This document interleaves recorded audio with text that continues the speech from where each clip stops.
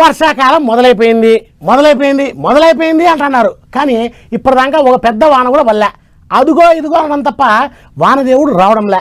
అయితే మన వైపు ఎండబెడుతున్న మిగతా చోట్ల మాత్రం గట్టిగానే ప్రతాపం చూపిస్తున్నాడు.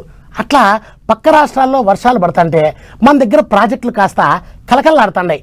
పదండి యాడాడ పరిస్థితుల్లో ఎట్టెట్టున్నాయో ఒకసారి పోయి చూసేద్దాం. అటు అస్సాము మహారాష్ట్ర దిక్కు దినం పొట్టు వాన పడుతుంది. ఊర్లు మునిగి ఇండ్లు మునిగి పబ్లిక్ పర్సాన్ అవుతుండ్రు, నీళ్ళనే బతుకుతాండ్రు. ఇటు మన దిక్కు చూస్తేనేమో వానాకాలం సురువై మస్తు దినాలు అవుతున్నా ఇప్పటిదాకా ఆయమన్న వాన ఒక్కటంటే ఒక్కటి కూడా పడలేదు. పక్క రాష్ట్రాలలో వానలు పడుతున్నాయి కాబట్టి నిమ్మలంగా కొన్ని ప్రాజెక్టులలో నీళ్లు వస్తున్నాయి. పోలవరం ప్రాజెక్టుకు నీళ్లు గట్టిగానే వస్తున్నాయి గాని ప్రాజెక్టు పూర్తి కాలేదు కాబట్టి ఎట్లొచ్చిన నీళ్లు అట్లనే పోతున్నాయి. అటు ఖమ్మం జిల్లాల మీద 2-3 దమ్ములు వాన గట్టిగా కొట్టటాలకు రైతన్నలు జర్రంతల బచాయిచ్చిండ్రాట. పంటలు బతికినాయి అనుకుంటారట. అయితే పొద్దంతా మబ్బేసుకునే ఉంటున్నది గాని డల్లు గురుస్తలేదు, భూమి పదునెక్కుతలేదు. ఈసారి వానాకాలం ఎట్ట పాడైందో ఏమో మరి.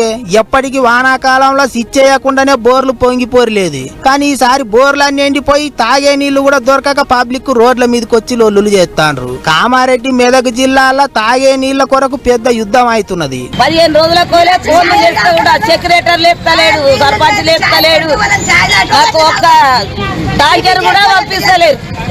15 రోజులకు మేము నీళ్లు కొనుక్కొని పోసుకుంటున్నాము. కొన్నామన్నా కానీ వాళ్ళు కూడా టైంకి వస్తలేరు. 15 దినాలు అవుతున్నదట నీళ్లు రాక.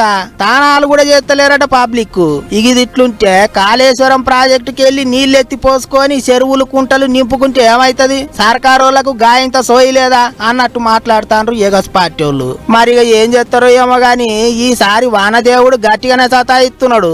ఎప్పటికీ ఈ టైంలో వాగులు వంకలు పొంగి పొరులుతుండే, చెరువులన్నీ మత్తాలు దుంకుతుండే. మరి ఏమైతున్నదో ఎట్లయితున్నదో కాలం మా చెడ్డగా తయారైంది. చేన్లు చెలకలు ఎండు కాదు, పబ్లిక్ గొంతులు కూడా ఎండుతున్నాయి. మరి ఎట్టయితుందో ఏమో చూసుకుంటూ పోవాలి.